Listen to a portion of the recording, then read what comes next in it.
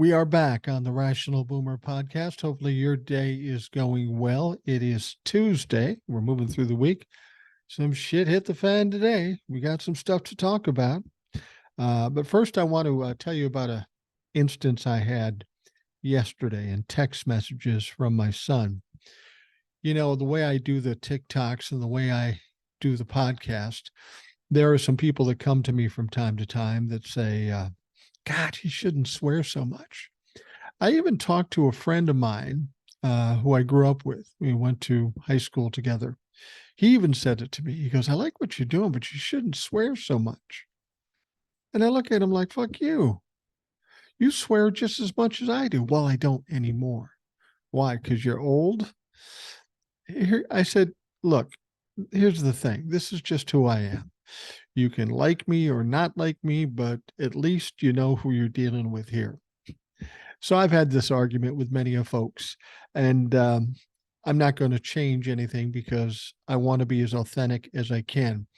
If you see me here on the podcast or hear me here on the podcast or you see me on TikTok, I can assure you that if you meet me in person, it's the same guy.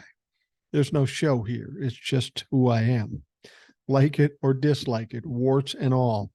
But this situation I just thought was hilarious because my son texted me something. He says, yeah, I was on Facebook and I came across one of your videos. So I hit it and started listening to it. I go, okay, here we go.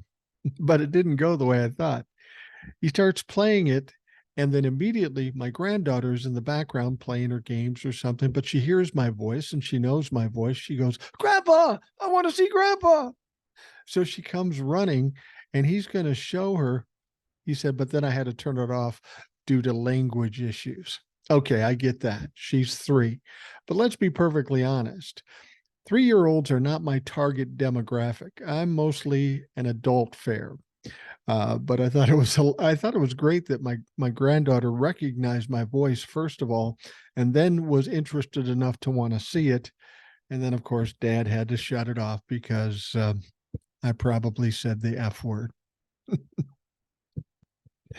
I'm sure I'm going to get shit about it next time I see him, but he grew up in my house.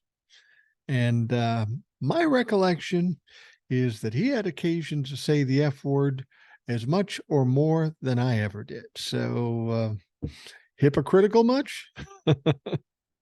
Anyway, we've got a number of emails. We've got a lot of things that happened. Of course, we know that Judge Chutkan pulled the stay on the gag order on Donald Trump.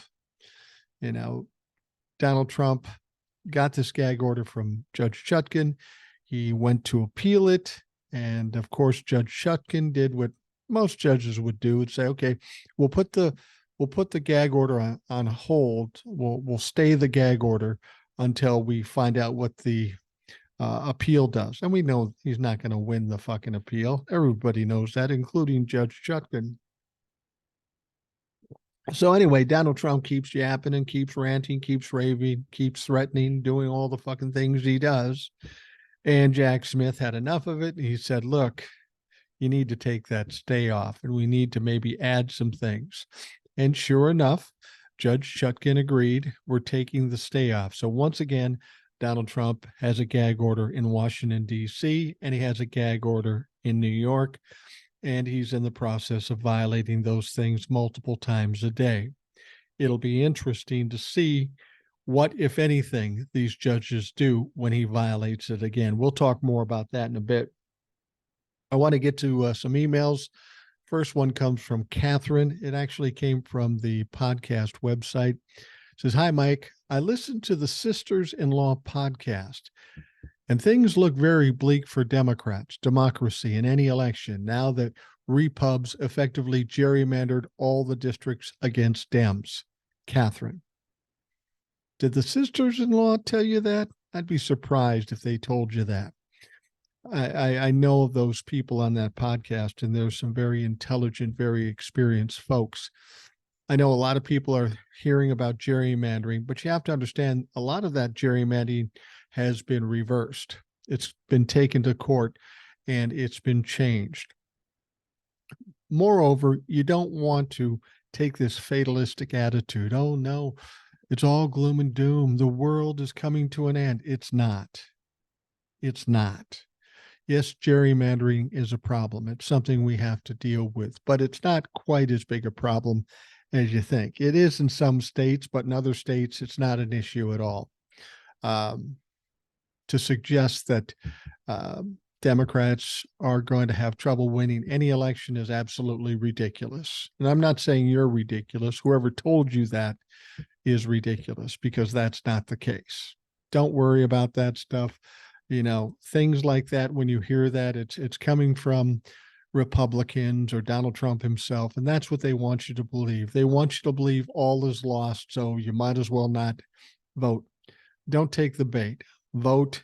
Don't worry about it. It's going to be fine. All right. This next one also came off the podcast website. It's from Michael. He said, Micro Johnson, meaning Mike Johnson, is not only bigoted, I would bet, based on his extreme homophobia, I bet he's gay and deep in the closet. In the words of Hitchens, I've seen it yet to fail. I know a lot of people are talking about that. There's a lot of interesting stories, and some are rumors. We don't know if they're true as yet. For some reason, this guy, Mike Johnson, when he was 25 years old, saw fit to adopt a 14-year-old African-American boy, but he didn't really adopt him because there's no paperwork for it. So I'd love an explanation to that thing and how that all worked out. And then we're hearing all these rumors about male gay sex workers that say they have receipts on this guy. Let's be honest. When you look at the guy, you know there's some deep, dark secrets there.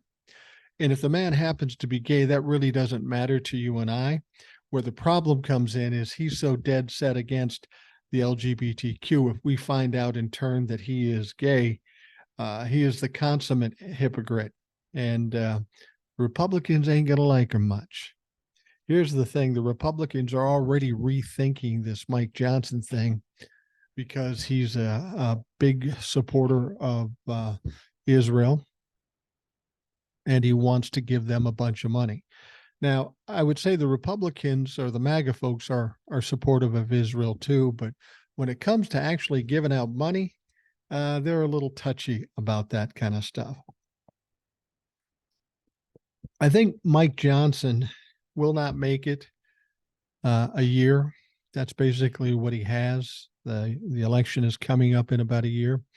Something's going to come out about this guy. He's going to be embarrassed. And as I've said before, he's a lot like Donald Trump. He's got a big ego, and he's not the brightest guy in the world. So he's real sucked into rising to this higher level, Donald Trump to the presidency and him to the Speaker of the House. Well, with that comes a lot of scrutiny that they're not used to getting. And typically people like this, men like this, don't hold up well when it comes to the scrutiny. We don't know what's going to happen with Mike Johnson. All we know is he won't get anything done. He's going to be an embarrassment for the Republican Party. And good for you. I don't care. I think he is the perfect guy to have leading the Republican Party in the House, because then we can clearly identify who they are. And who they are isn't something the vast majority of America likes. And that's good news for the Democrats. All right. This next one. Good morning. Sunday's podcast mentioned Trump's tirade after Ivanka was ordered to appear in court. Should call Trump Bell and Howell. Like an old projector out of focus and rattling away, this old fart loves to project. Calling the judge crazy and Letitia James racist is a way of projecting his faults onto others. Trump is a salesman, not a good one either. His lashing out is a way in selling to himself that he's perfect, and those he attacks bear his failures. For God's sake, he continually refers to himself as Trump. Guy sees himself as the mark. Thank you. P.S. In Trump world, crazy still means crazy. Crazed refers to Trump's. glazed orange coating cracking like a shitty paint job. Paul. Well, Paul's got a definite opinion of our former president, and Paul, I would concur. Thank you very much for your email. All right, the next one. By the way, I've got some emails that are referring to Old Soul, and I want to thank her for joining me on the podcast yesterday. It's always wonderful to have her on the show. I swear to God, she's more popular than I am. I could just turn on the mics and let her talk, and I wouldn't have to say a word, and it would be the biggest show we ever did. And you know what? I'm cool with that. I love Old Soul. She's got a special personality. She's got great insights, and she's a young woman, but she's dealt with a lot, and she walks the walk. And you can't do anything but respect somebody like that. Okay, so this next email goes like this. Hi, Boomer. Wow, the old soul shows are pure smoke. If it was a concert, I'd be holding up my lit Bic lighter yelling, more, more. With Ed shows, I always look for the great visuals, sterno through a loaf of bread, or a great quote, especially when they show off Ed's 60s sensibility. I think he might be one of the Chicago 7, like one of the middle guys, maybe 3 or 4. I'll ask him about that. With Old Soul, the highlight can't be predicted. On one show, I appreciate her advice for Bob Menendez on holding or hiding gold bars. I love her observations, read the media normalizing this freak. Standing outside a courtroom and you fucks are asking his views on foreign policy. Why? Yeah, I think she made a great point there. And of course, the story that she shared was stunning, both in its content and its telling. She told that to me before we did the show, and I said, you gotta tell that on the show. I mean, we want to impact people, and we want people to understand the real truth about the problems with this overturning Roe v. Wade. She agreed to do it, and she got very emotional every time she told it. When she told me off the show, and then it came back on the show, and it was real. Trust me on this. This woman is very compassionate, and like I say, she walks the walks. He goes on to say, but on this show, for me, it was the words of her grandmother. Speak softly, then they have to shut up to hear you. Such great advice. Dang. Wish I'd internalized that 30 years ago. Might be too late for me now, but I'll try. Best, Garage Door Jeff. P.S. Old Soul, please let yourself fully enjoy Trump's demise. Let it go. You've earned the right 10 times over. Thank you, Jeff. I appreciate it, and I share in your feelings about Old Soul. All right, this one comes from Ken. Hi there, Mike. I'm a lifelong Floridian, 66 years old, Democrat, not far left. I've been watching you on YouTube now for a few months and enjoy what you and your guest have to say. Please keep it going as long as you can. Well, as long as I'm breathing, I'll keep it going. This is a concern I have on all the shooting going on in our country. I do have a small handgun that my dad left behind. Other than that, I've never had a gun before. I've had it now for 3 years and have yet to fire it. I, as many of us out here, are wanting to see changes made in gun laws. My curious question here is this. Is anyone talking about the ammo used in these weapons of war that about anyone can purchase? My thought is that why is the general public allowed to buy military grade ammo for these things? If that is truly a fact, I don't know. I'm just going by the reports of how people are just torn up by the ammo being fired by these weapons. My thought is this. If changes aren't made about guns, then how about the ammo? This, of course, won't stop anyone from doing these awful things, but it might save a few lives. I would love to hear what you and others out there think of this. Or am I just thinking nonsense? Thanks for all you do, Ken. I've heard people say that before. You know, if we can't outlaw guns, maybe we outlaw the ammo, which kind of makes sense. I have a feeling, though, that the ammo is kind of falling in line with the guns. And as long as the NRA has control over our Congress, it's going to be tough to make them make any decision that's going to benefit gun control.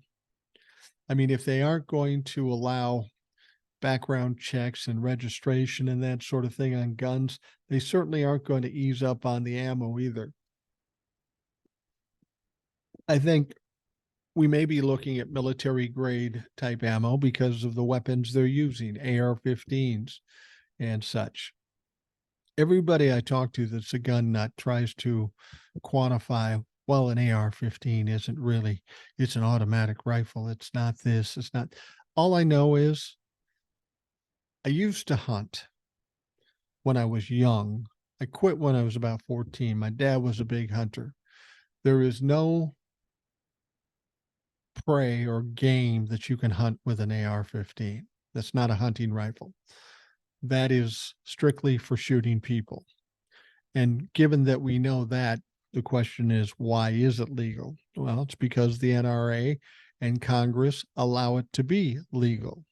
And to think that they'd have a different attitude about ammo, I don't think that there'd be any chance that they would change that either. That's why the bottom line is we've got to clear out, eradicate the Republicans, the Trumplafucks that support everybody and anybody having a gun for any reason and allowing them to do whatever they want. That's the bottom line. We've got to stop that. And the only way to do that right now is to, as I say, eradicate some of these Republicans, MAGA or otherwise.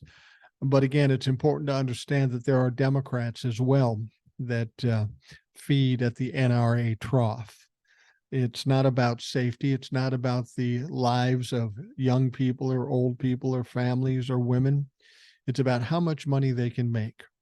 And they can step away from these incidents and act like it's not their fault. But the fact of the matter is, they are certainly complicit in these shootings. Everyone in Congress, as long as they don't pass the laws to make it less opportune for crazy people to kill innocent people, then they must take accountability for that. They must take their responsibility. All right. Another one from Gregory. Keep up the excellent work. I look forward to your commentary daily. Greg from Toronto, Canada. I'm surprised. I get a lot of notes, a lot of emails from folks from Canada, a lot of comments on my posts too. And I love that. I love Canada. I've been there a number of times. I've been to Toronto. I've been to Winnipeg. I've been to some smaller cities too. It's a wonderful place and the people are wonderful. And I can't wait to get back up there. I think my wife and I are talking about in the spring or so going up to Toronto or Montreal or something like that. So I thank you for the kind words, and you have a beautiful country. All right, the next one comes from Gary. I just listened to the podcast with Old Soul. I must say she is an amazing person to hear speak. I have several advanced degrees in counseling, psychology, and healthcare administration. I also worked for years as a psychologist, therapist. And I think that Old Soul would be a wonderful counselor therapist. I also think she is better at understanding and explaining human behavior and emotions than most of my professors in graduate school. She is wise beyond her years and is a person who stands for what is right and walks the walk. I recently went to a talk by a woman who was a social activist and her hero from my times in college 50 plus years ago, whose name is Angela Davis. Old Soul reminds me of a modern day Angela Davis who speaks truth to power. I'm thankful we have people in our world like Old Soul to try and combat the evil forces all around us. Thanks, Mike, for what you do to speak the truth to Trumplafucks and share the wisdoms of guests like Old Soul. Thanks again for your daily dose of sanity. The oldest boomer, Gary. I couldn't agree with you more. Old Soul is is one of the nicest people I've ever met and one of the smartest people I've ever met. The interesting thing about Old Soul, when I first met her, I assumed Old Soul was a handle, an online handle. And she has a real name too. But I didn't ask about her real name at first. I said, "What do people call you? What does your family call you?" And she said to me, "Old or Old Soul." I said, "Really, your family calls you that?" She said, "Absolutely." And it's a perfect name for her because she is young. She's 42, 43 years old, but she doesn't sound like it. She doesn't think like it. And you'd be hard pressed to find somebody more compassionate than Old Soul. She is, in fact, an old soul, if there is such a thing. And we're grateful for it. I'm grateful for it. I think it's amazing when I get a chance to get her on the show. I told her, "You know what? Here's the deal, Old Soul. These people love you. And every time you do the show, I get more and more listeners or viewers. So you got to do this shit more." I'm happy to put her on as frequently as she wants. So, Old Soul, this is an offer to you. Whenever you want to come on, come on. You want to come on once a week? That's cool with me. Whatever it takes. You have a lot of information. You have a great message to share, and you should have that opportunity and the platform to do it. All right. Next one comes from a gentleman, I believe, called Achilles or Keels. It's a Hispanic name, and I'm sure I'm mispronouncing it, and I apologize for that. He says, "Hey, Boomer, an avid follower both on podcast and TikTok. This thing with MAGA Mike being House Speaker. My thought is these Republicans didn't know who this dude is, nor his platform. Now, in 2020 hindsight, they regret it, especially those who are serving in blue states. In my opinion, it's great for the Democrats come 2024. Stay safe, hermano brother." And I'll say it again, Achilles or Achilles. Not sure how you pronounce it. I apologize if I did it wrong. But I think you're right. We've seen the Republicans do this. They're working out of desperation. And they were working out of desperation when it came to picking a Speaker of the House. Keep in mind, they had three people before them that they couldn't get elected. They were starting to look stupid, and they knew this was going to be something that was going to hurt them in 2024. So they grabbed the first guy that they thought they could get elected. They didn't know much about him. In fact, there are people in the House and in the Senate knew zero about this guy, but they felt like he could get elected. Now, everybody on the Republican side voted for him. That's how he got elected. And I think some of these people are shaking their heads because he's a wild card. He's a little crazy. He's even farther right than most Republicans like to be. I think they will have regretted this vote. And I think you're absolutely right. This is going to be nothing but helpful for the Democrats come 2024. As I've said before, as Speaker of the House, he can't do any more, get any more done than Kevin McCarthy did. So nothing will be accomplished in the House. And if somehow it squeezes out of the House, the Senate will shut it down. So he's going to be pretty much a eunuch in as far as being Speaker of the House. And the plus side of this for the Democrats is he's going to continually be saying the quiet things out loud, the things that Republicans don't want you to hear. They believe, and they're going to try to enact it, like overturning Roe v. Wade and guns and all this stuff. Most Republicans understand the vast majority of people disagree with their stance on these things. That isn't enough to get them to stop doing it. They just stop talking about it. Now you elect a Speaker of the House that can't shut up about it. So good luck with that. It's going to fuck you over in 2024. All right, next one comes from Darren. He's in Montana. Just got done listening to Old Soul. I'm 57. She could be my kid, but she is the person I strive to be. So great to hear her and her life. She is so comfortable talking with you. You and us listeners are lucky to have her. Thank you, Old Soul. You're absolutely right. It is easy to talk to her because when I stop talking, I know whatever she says is going to be smarter than anything I could come up with. So it's real easy to lean on Old Soul because I know whenever her mouth is open, she's going to come up with something very compelling and valuable to you and me and everybody listening. So I agree with you, Darren. Thank you for the comment. And I'm sure Old Soul would say thank you as well. I know I was looking over at YouTube for the video version of the podcast. And of course, there's a lot of comments about Old Soul, and she's paying close attention, commenting back, and I'm glad we're able to give her a platform here. Her voice and her words need to be heard, um, and we'll do the best we can to get as many people hearing it as possible. All right, the next email starts out, "Hi, Mike. Just wanted to clear something up for you and Old Soul. I don't think all young people are going to not vote for Biden due to the Middle East crisis." Okay, this is I believe this is Deb.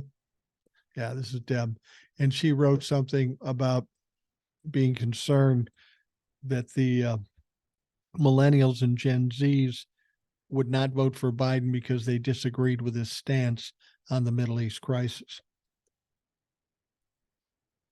I don't want to, I hope I didn't mischaracterize what you were saying, but I'll let you go on and explain. She goes on to say, "I was simply reiterating what I saw constantly come across my For You page on TikTok.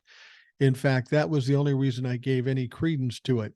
If it had been a poll, I would have ignored it completely. But TikTok seems to be the pulse of the young people. I was not surprised by Old Soul's daughter's response, like mother, like daughter. They're both beautiful communicators. I hope all young people think like she does, but I fear they don't. In any event, it was great to hear from a real, genuine young person that is so intelligent." Excuse me. I got my shots today. COVID, RSV, and flu shot, and I felt a little slower. I didn't feel sick or anything. I got all three shots. I'm a little slower, got a little cough too. So please bear with me. And I couldn't agree with you more, Deb. She goes on to say, which brings me to my next point. I sat here listening to Old Soul and you today, and she was telling that terrible story. You know the one. Yeah, I do. I sat here sobbing, tears just flowing. What an impossible situation for a father to be in. And what a truly horrific way to learn about this issue from the other side. This story was so horrendous, but it needs to be told again and again. This is just the tip of the iceberg. These types of stories, they will vary here and there, but people, Republicans mostly, need to understand it is not about aborting babies halfway out of the birth canal, as our stupid, evil Speaker of the House spouts. There are so many nuances and 100 shades of gray. Nothing is black and white, except the women need to keep their reproductive rights. Please thank Old Soul for sharing this sad story while the tears began again as I wrote this email. I take solace in the thought that maybe her story will open someone else's eyes. It was a great show, and I really enjoyed her being guest. I hope she comes back again sooner than later. As always, keep up the great work. Hugs, Deb. Yeah, I agree with you. We'll get Old Soul back on the show as soon as she's willing to do so, and she's always pretty accommodating. So I'm sure it will be sometime soon. I wonder sometimes too, and I don't know that she would do it.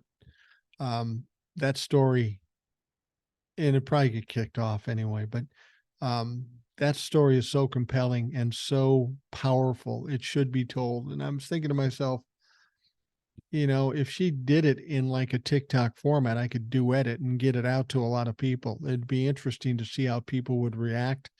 I'm sure people would complain and they'd probably try to take it down, but fuck them. Fuck them. Some things need to be said, whether people want to hear it or not. And I thank Old Soul for doing that. All right. The next one is coming from Don. He said, I was interested to learn you and your family went to Duluth for a vacation. My youngest child, 22, came out as transgender a year or so ago. Texas is not transgender friendly, so she wanted to move somewhere more liberal. Not sure why she picked Duluth. I would rather it was Minneapolis, St. Paul. I don't think she's prepared for the winter. I drove with her from Dallas to Duluth and flew home. It was very emotional for me leaving. I was weepy all the way home on the plane.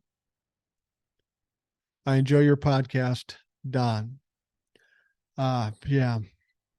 Well, I will tell you this about Duluth. Duluth is a beautiful city. It's a nice city. It's a smaller city. If she were to come to um, Minneapolis, it would be a much bigger thing to deal with. And while it is a liberal city, there are certain areas that aren't so liberal, certain suburbs that aren't so liberal. Um, I think she'll be safe in Duluth. I think she'll like it.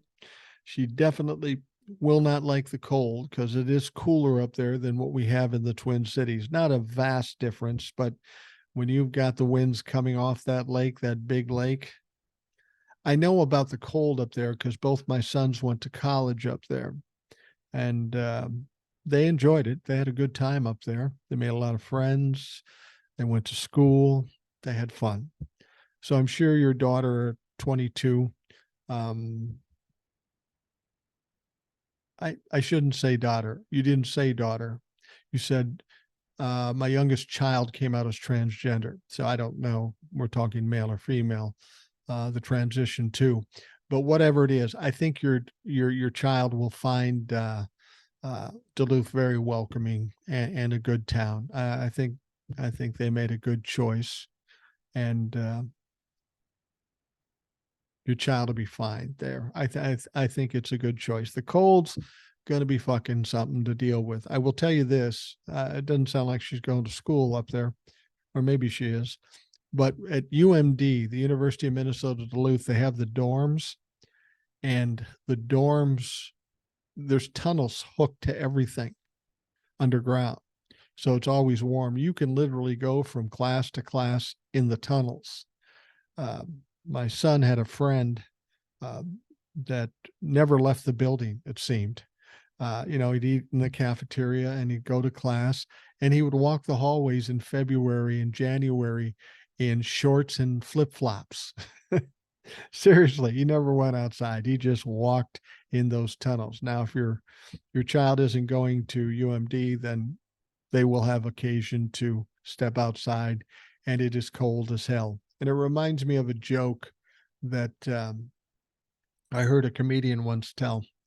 He came to town. He's from California. He's on stage, and it was just ridiculously cold outside. It was like minus 20 below with a minus 40 wind chill. I mean, that's just even fucking crazy to talk about. And the first thing he said, he says, I don't understand why people live in a city who can die by just going outside. And that's true. I mean, we've all of us that have lived here have dealt with sub-zero temperatures and such, and you don't stay out in it too long because you could literally die.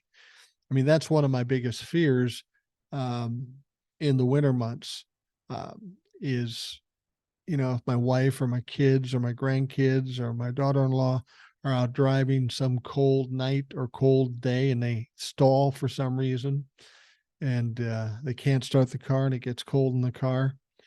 Thank God for cell phones because it is a dangerous situation. So the cold is bad. The springs, summers, and falls are beautiful in Duluth. We have a great time in Duluth. We go there all the time. It's about an hour and a half, 2 hours from where I live. So we're up there frequently. So don't worry about it.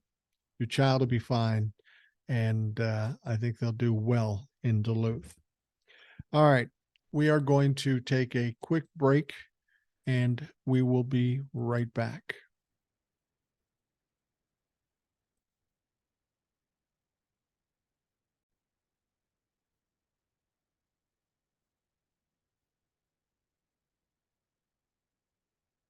Earlier, we were talking about Judge Chutkan. She is the judge that's overseeing Donald Trump's 2020 election interference case in Washington, D.C. Now, the way this all worked out, Originally, Donald Trump was charged in Judge Chutkan's court for his participation in the January 6th attempted coup. And at that time, she told Donald Trump certain things he shouldn't say, just as directions from the court. So after he leaves, immediately he starts violating those asks by Judge Chutkan. Jack Smith complains, and she institutes a narrow gag order. Well, now, Donald Trump did not like this gag order. He feels like it's infringing on his First Amendment rights. So, of course, he appeals as he does. We also know that Donald Trump rarely wins an appeal. It's just about delaying time or just being disruptive. So, while he's in appeal on this gag order, the judge, which is often the case when somebody appeals things, they'll put a hold on whatever they issued just to wait to see what the appeal says, even though they know the appeal is not going to happen. So Judge Chutkan put a stay on that gag order. Donnie Trump thought he'd won, thought he had free range to do whatever the fuck he wanted. Well, he started yapping, and he started talking and ranting and raving and threatening. And in the process, he got hit with 2 fines from another court in New York, the civil trial. He was fined $5,000, then $10,000. So then Jack Smith gets upset that Donald Trump keeps yapping, and he's not having it. So he sends a motion to Judge Chutkan and says, listen, this guy hasn't learned anything. He isn't stopping. I'd like you to pull back that stay on the gag order and reinstate the gag order.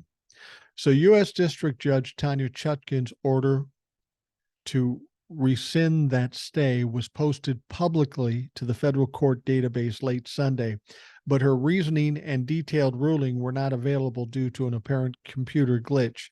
The decision ultimately means the order will remain in effect while a federal appeals court reviews Trump's attempt to see it thrown out, which will not work, just like every one of his other appeals. Now, the former president responded with a fury shortly after the order was reimposed. This is what he said. I've just learned the very biased Trump-hating judge in D.C., who should have recused herself due to her blatant and open loathing of your favorite president, me, has reimposed a gag order which will put me at a disadvantage against my prosecutorial and political opponents, he wrote on his Truth Social platform. All I got to say to that is wah, wah, wah. Fuck you, Donnie. Trump went on to attack his former Attorney General, Bill Barr. Where did that come from? Comments that could run afoul of Chutkan's order, saying he had called the man dumb, weak, slow-moving, lethargic, gutless, and lazy, a rhino who couldn't do the job. The corrupt Biden administration just took away my First Amendment right to free speech, Trump added in yet another post. Not constitutional, all caps. Boy, if Donnie's mad about this, I wonder what's going to happen when that big metal door slams behind him. Now, Chutkan first imposed the limited gag order this month after special counsel Jack Smith's team warned Trump's near constant attacks on anyone involved in the case could intimidate potential witnesses. The judge said at the time that Trump would be allowed to criticize the Justice Department and continue to make remarks that the case was a political witch hunt. But Trump's lawyers quickly filed an appeal, and Chutkan issued a temporary freeze while she considered arguments in the matter. By restricting President Trump's speech, the gag order eviscerates the rights of his audience, including hundreds of millions of American citizens who the court now forbids from listening to President Trump's thought on important issues. And that was written by Trump's lawyers. Actually, Donald Trump probably dictated this to his lawyers. Now, you would think Donald Trump would learn a lesson, but he does not. The former president continued his spree of attacking those in the case, including Smith, after Chutkan temporarily lifted the order. He also posted comments about his former chief of staff, Mark Meadows, a likely witness in the trial, because um, we know he's cooperating now, so he will certainly be a witness. Trump is subject to a separate gag order in his ongoing civil fraud trial in New York over his business practices. A judge fined the former president $10,000 last week for impromptu remarks outside a courtroom in which Trump appeared to attack the court staff. He'd already been told once not to attack the court staff, but he did it. And then when he was confronted about it, he goes, "Oh, no, I didn't mean her. I meant Mike Cohen." Yeah, right. Nobody bought it. The judge didn't buy it, and that's why he fined him $10,000. But the bottom line here is they've got to get a little tougher on this. Clearly, any kind of direction from the court, any kind of fines given by the court have done absolutely nothing to shut Donald Trump up. Absolutely fucking nothing. So what's next? Both judges would be reluctant at putting him in jail. The only way they're going to put him in jail if he says something specific enough where it actually puts somebody's life in danger. Now, you and I would say he's already done that, but I guess it has to be more specific. The one thing Judge Chutkan could do, and she threatened to do it if he continued doing these things, is to move up his court date. That would cause him to lose his shit. At this point, I think his trial is set for March. If he did it again, all she'd have to say is, okay, now it's February. One more time, and we're in January, and it's already November. So keep talking, motherfucker. That was the second time Trump has been found in violation of that order, and the judge warned that former president, any other offending comments could bring an increased punishment, which, of course, is jail time. And I don't know if they, typically if you do what Donald Trump is doing and they put you in jail, that means they put you in jail and keep you there until the trial, which would freak Donald Trump the fuck out. I can't believe he's willing to risk that, but he keeps pushing it every damn time. I wonder if they couldn't just say, Donnie, you're going in jail for 10 days and then you'll come out. Maybe you'll learn a lesson at this point. I don't know if that's something they can do, but they clearly need to do something because what they've done to this point has done absolutely no good. Now, I've talked about Glenn Kirshner on the show a number of times. He's a former prosecutor. He now works with MSNBC. He's one of the guys that I believe really knows what he's talking about and gives good information. And his advice is they should keep quiet. Now, what are we talking about? Well, that's the unsolicited advice offered by former federal prosecutor Glenn Kirshner for former President Donald Trump's adult children and heirs when they are brought into New York to testify in his $250 million civil fraud case this week. Kirshner called it perilous terrain. He was on Deadline White House with Nicole Wallace. Talking in open court, even in a civil case, could pry open the door for criminal charges. Frankly, they would be well advised to just plead the fifth, he said. Donald Trump Jr., Eric Trump, Ivanka Trump are listed as co-defendants, are expected to be called as witnesses this week in Lower Manhattan to provide sworn testimony about their positions and hands in their father's business. Attorney General Letitia James has brought a lawsuit accusing Trump of over-exaggerating the value of his assets for decades and cooking up his financial documents to secure loans and favorable deals, which is exactly what he did, and they have the evidence to prove it. Already, Ivanka bought some time and pushed back her testifying. So the scheduling is kind of like this. The first one to testify will be tomorrow. And to kick it off is Donald Trump Jr. Now, I hope to God Donald Trump Jr. comes in better condition than some of the things we've seen on his Instagram post. Clearly, Donald Trump Jr. is fucked up in the first place, just normally speaking. But there's some chemicals added to this fucking thing because I don't know what he's doing, but he can't even complete a sentence. He can't even pronounce half the words. It's almost embarrassing to try to watch him try to talk. I only hope that he holds off on the illicit drugs prior to the testimony because he's going to need as much help as he can get. There's going to be a lot of problems for him when he sits on a witness stand under oath. Now, on Thursday, Eric Trump is scheduled to testify. That's people call him the dumb Trump son. I don't know. It seems like a wash between him and Don Jr. Don Jr. doesn't seem like a sharp guy. And then scheduled for Friday was Ivanka Trump, and then Monday was Donald Trump. Now, Ivanka Trump said, listen, I've got scheduling conflicts. Oh, do you? We're in court to take away your father's entire empire and all of your inheritance, and you're a little busy. I'm wondering why she decided to do this. She didn't get it delayed much. She was supposed to do it Friday, this coming Friday, and now instead they're moving it back to Wednesday, which interestingly enough will come after Donald Trump testifies. And I have to wonder if that wasn't part of why she wanted to do this. I don't know why that would be an issue. Maybe to see what daddy does before she starts talking, or maybe that she can get the fuck out of there and not have to look at Donnie after she throws him under the bus. I don't know. But the way it stands now, Donald Trump Jr. on Wednesday, Eric Trump on Thursday, nobody on Friday, Donald Trump on Monday, Sr., and then on Wednesday, Ivanka Trump.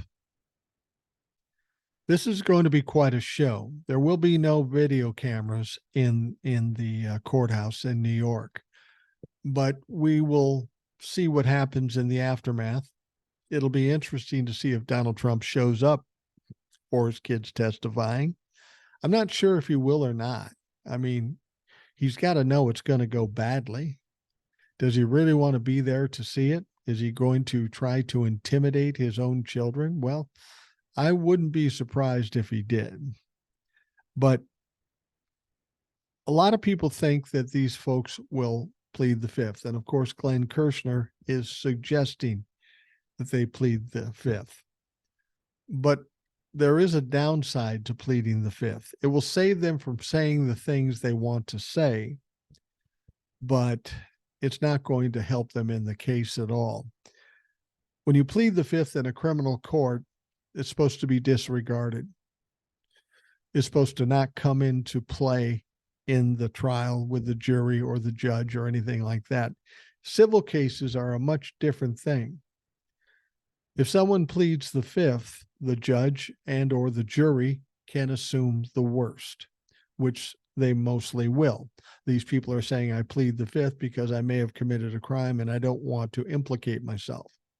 So if they're kind of owning up to committing a crime, then the judge can say, well, let me give you an example here. Say Donald Trump, say they ask Donald Trump to talk about his taxes and he says, I plead the fifth. They're asking him if he cheated on his taxes and he says he pleads the fifth. If the judge can then assume the worst in this case, which is exactly what happens in a civil case, then that's going to come into his judgment.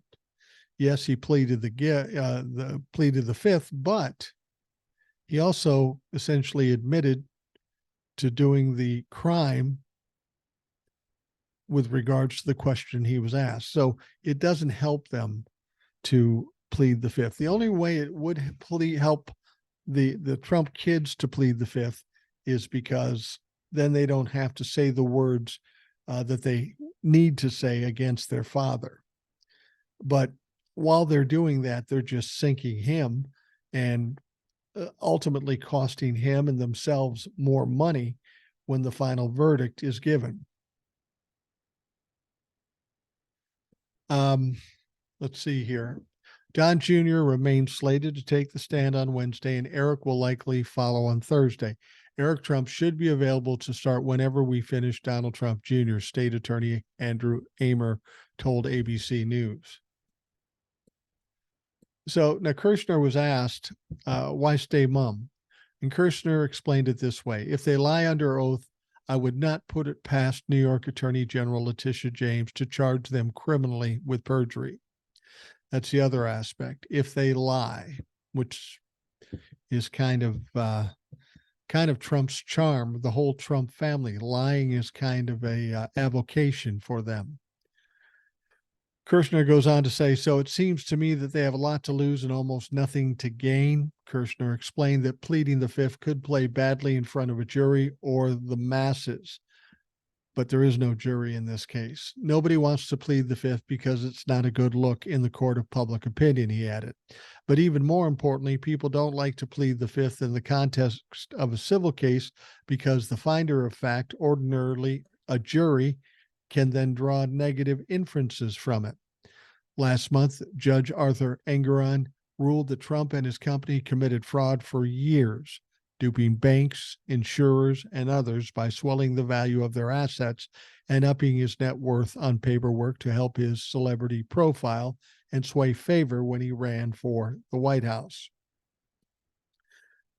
Now, the order forces the former president's companies to be seized, removed from his control, or dissolved.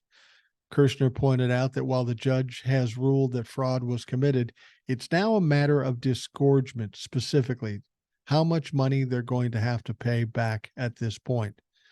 The best course for Trump and family is not to answer any questions in court. I'm not sure what the upside is other than perhaps a perceived public relations upside to these four people: Don Jr., Eric, Ivanka, and Donald Trump himself, testifying substantively. You know, it seems like their attorneys would advise them, listen, just plead the fifth and let's get this over with because you can only hurt yourself. If they lie, Nicole, I'm not saying this is a perjury trap, because the only thing you have to do to escape perjury is to tell the truth.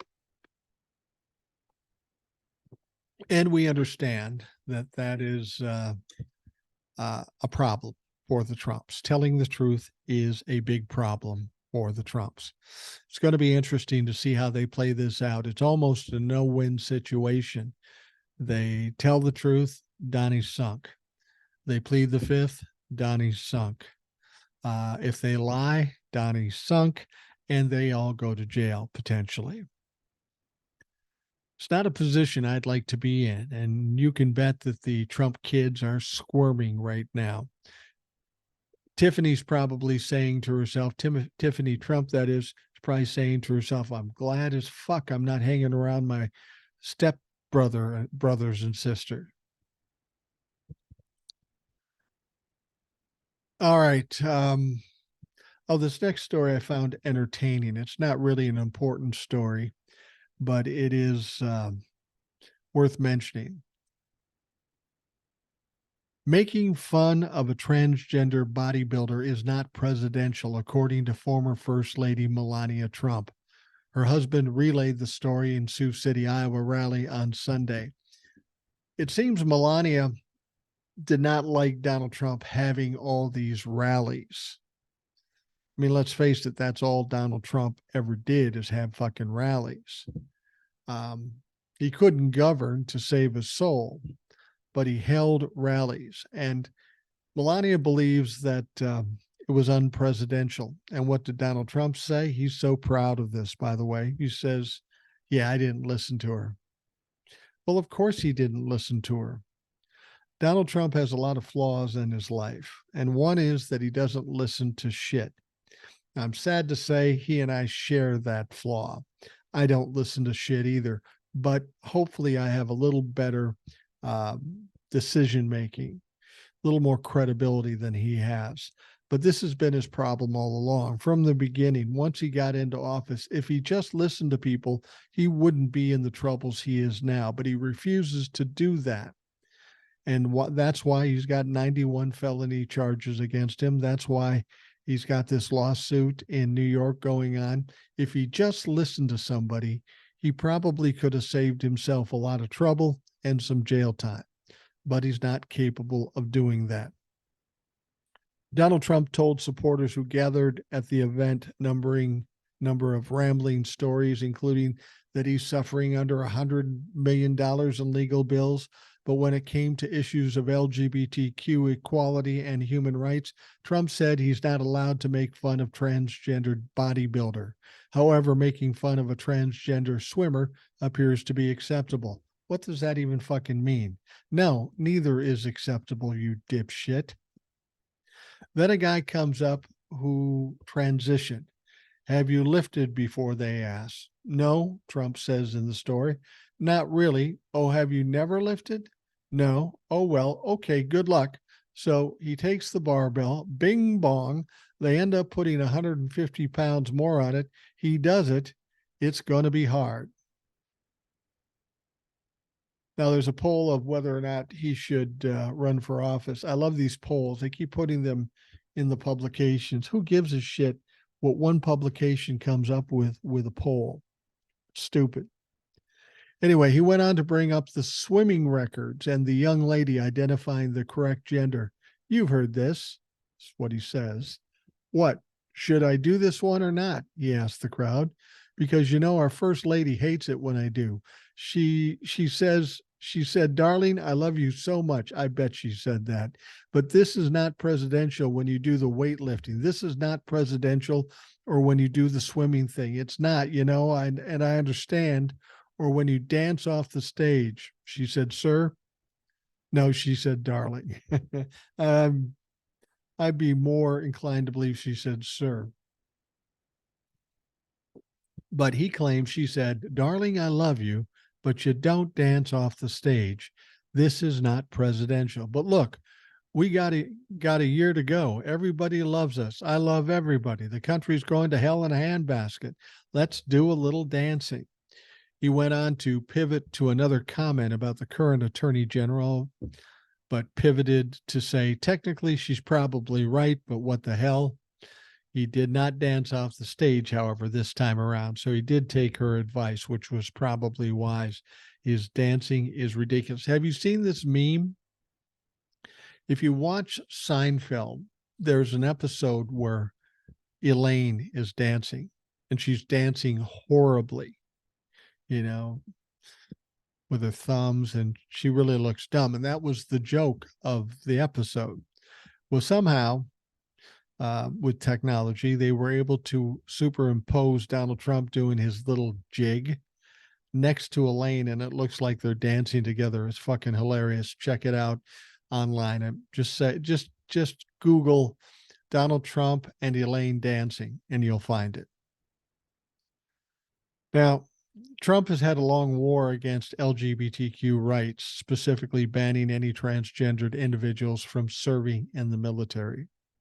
And this is another one of those things I've talked about, They want to embrace these things that are just not popular in this country, and they think somehow this is going to help them get elected. It's amazing to me that these Republicans don't see this. They don't understand it. They are getting behind the most unpopular things they could possibly find, and they think somehow that they can make it work, they'll get elected.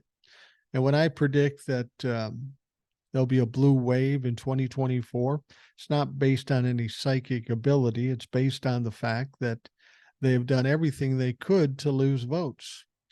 We saw the reaction to overturning Roe v. Wade in the 2022 midterms, and it's going to be worse in the presidential election. Republicans are going to be hard-pressed to get elected anywhere, which is contrary to what the emailer said earlier about all the gerrymandering and making it difficult for Democrats to get elected. I think, on the contrary, it's going to be hard pressed for Republicans, even if they are cheating, to get elected. I mean, there will be some Republicans that are elected, but all we need is a majority in the House and the Senate, and then we can start getting things done. And I think we will come 2024. Now, of course, it is Halloween today, October 31st. Tomorrow is November 1st. By mid-November, we better have a budget deal done. Otherwise, the country shuts down. That's why we've been waiting for a Speaker of the House, and they, of course, got a Speaker of the House who is a fucking nutbag. Now, the pressing need for the new budget deal to keep the government from shutting down, along with a caucus split on helping Ukraine, has all the hallmarks of handing newly elected House Speaker Michael Johnson more than he can handle as he heads into his first full week in the speakership. Now, according to a report from Vox, there are some within the Republican Party who believe Johnson bit off more than he can chew by agreeing to replace Kevin McCarthy in the leadership position, and more GOP chaos could be headed this way.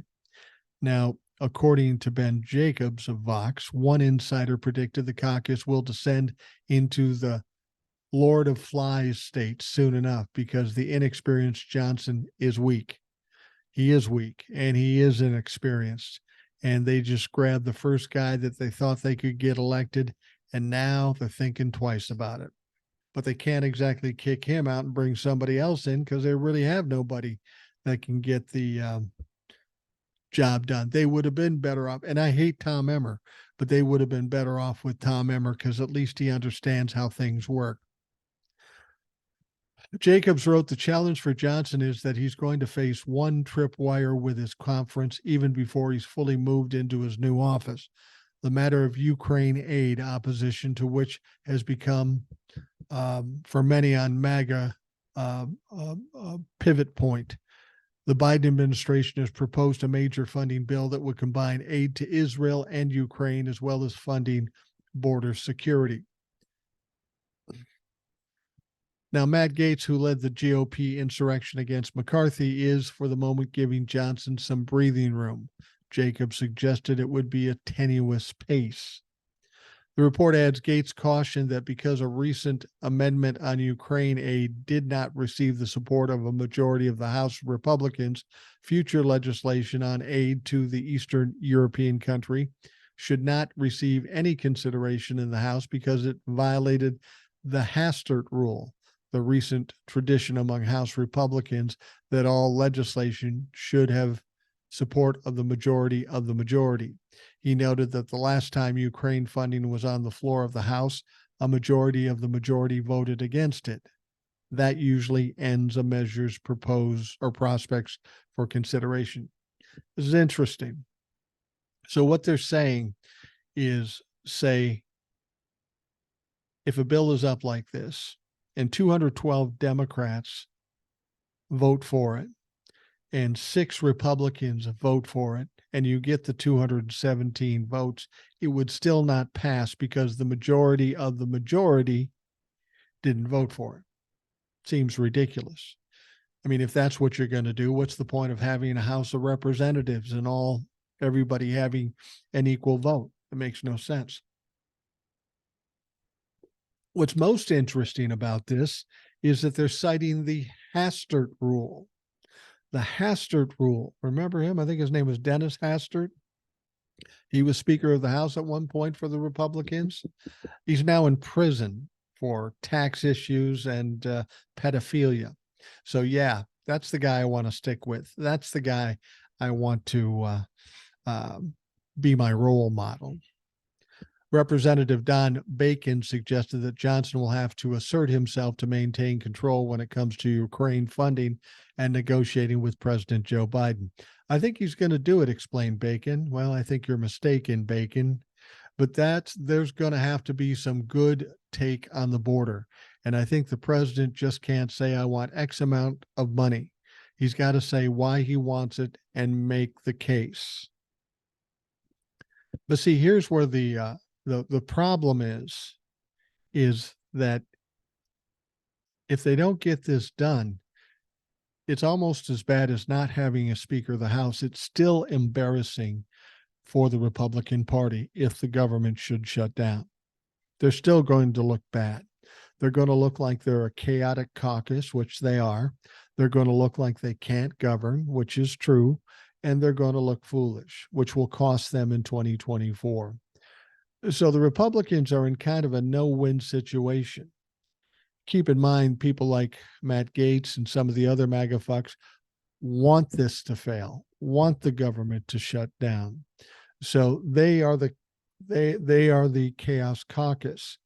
It's just a matter of whether the remainder of the Republicans have enough courage and enough balls to actually do something and fight against him. This Hastert rule thing, that sounds ridiculous to me. Again, I'll explain it. If you have a bill, it needs 217 votes. But there's a caveat to the Hastert rule. You get 212 Democratic votes, 6 Republican votes, 218 votes. That should pass. But because the majority of the majority didn't vote for it, then it won't pass. That seems to be counterproductive to the entire concept of the fucking House of Representatives. Leave it to a Republican, a pedophile Republican on top of it to come up with this concept. This concept is just out there as if it's a good idea or it's a good policy. But all it was put in place when they didn't have the power to do something. They had to game the system in their favor once again. And they did it, and they were allowed to do it. This is the kind of shit that has to stop. And hopefully, well, not hopefully, I know it's going to work, but the only way to do it, we can't fix it between now and November of 2024 because the Republicans have a slim majority. And until Democrats control the House and the Senate, nothing can be done. And that's unfortunate. I have to believe that Mike Johnson is going to be under some pressure. I think he did bite off more than he can chew. And I think when he sits down with Joe Biden, he's going to get turned inside out, just like Kevin McCarthy did. He's not going to like this experience at all. What's that old phrase? Be careful what you ask for because you just might get it. Or fuck around and find out. Both these would apply to Mike Johnson as Speaker of the House. He may have his ego stroked because he's got this new lofty position, but I don't think he's going to like it in the end. All right, we are going to wrap up the Rational Boomer podcast. Hopefully, you'll have a good day today. I want to thank you for taking the time out of your day to listen, and we will talk to you again tomorrow.